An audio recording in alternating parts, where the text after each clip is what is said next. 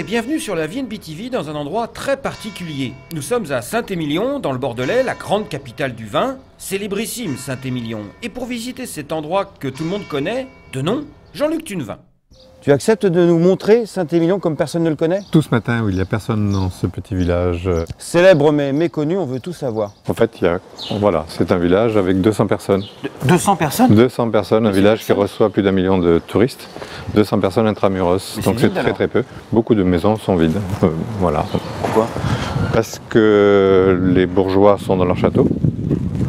D'accord. Et les pauvres n'ont pas le confort suffisant, puisque c'est très rare qu'il y ait un parking, un garage. D'accord, ça c'est absolument adorable ça. Là c'est le lavoir, un vrai lavoir qui a servi. Quand je suis arrivé à Saint-Émilion en 84, il y avait encore les vieilles dames qui venaient laver leur linge. En 84, c'était l'époque moderne. Pourquoi les femmes lavaient à la main? Pour faire des économies. Ce village est constitué de populations différentes. La grande bourgeoisie, dans leur château bien entendu, puis après les gens qui travaillent pour ces grands bourgeois, les ouvriers des vignes qui sont payés avec des salaires d'ouvriers, de petits ouvriers.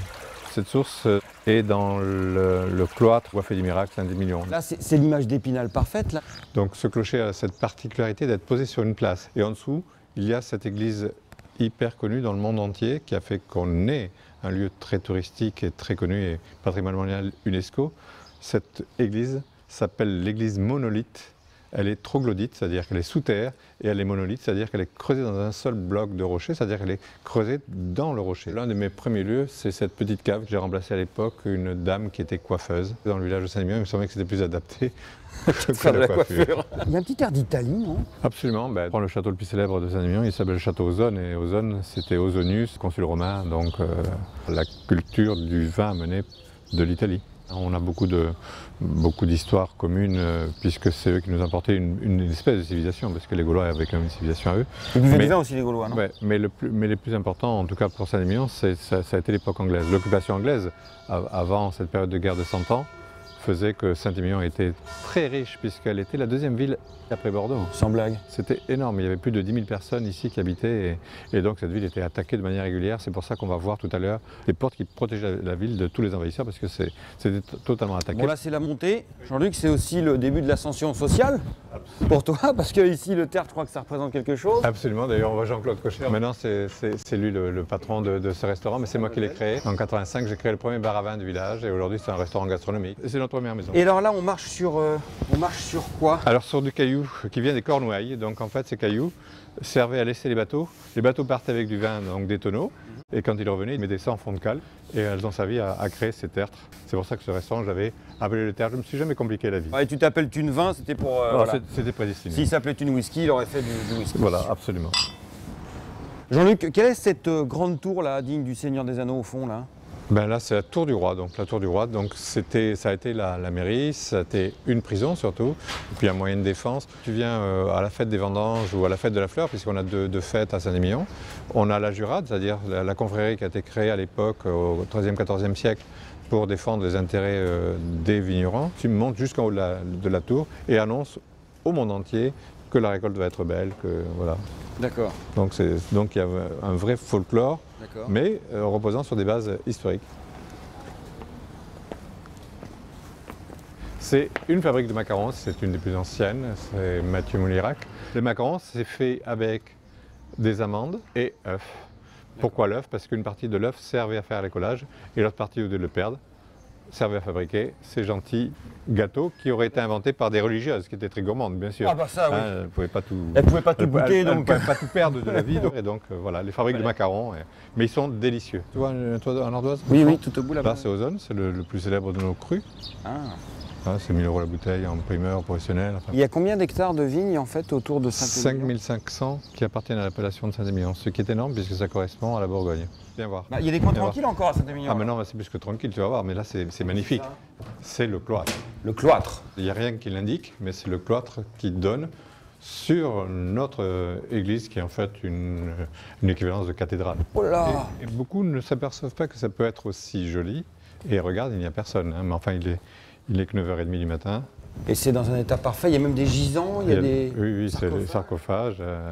C'est pour les anciens qui voulaient s'approcher de Dieu. Aujourd'hui, on y fait quoi ce cloître? Alors c'est un lieu aujourd'hui visité par les touristes, mais de temps en temps, donc ici fait des fêtes et des événements. Donc on a des expositions, par exemple d'art, mais des repas de jurade peuvent se tenir là, des mariages peuvent se tenir là.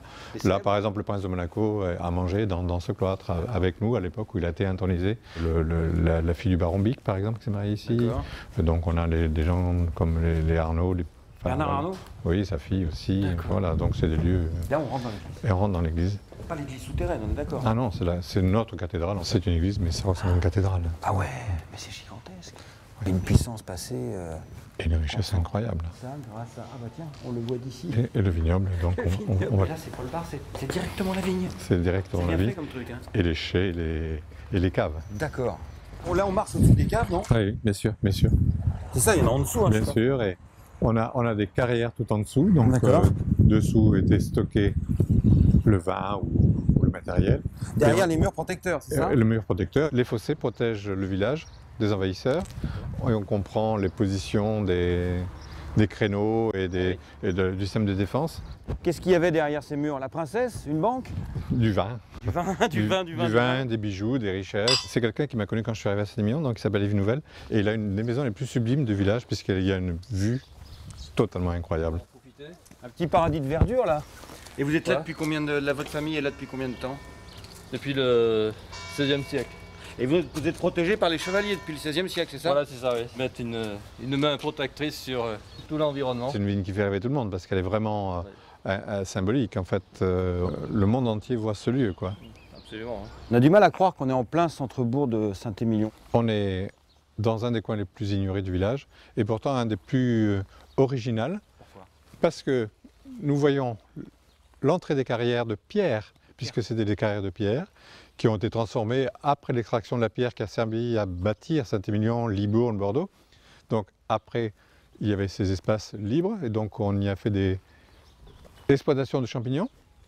Et au-dessus, il faut surtout penser qu'au-dessus, on a la vigne. Et donc ces pierres permettent de donner un peu de nourriture minérale à cette vigne et de leur apporter de l'eau, puisque c'est du calcaire. Hein. Le calcaire absorbe un peu l'eau et le restitue l'été.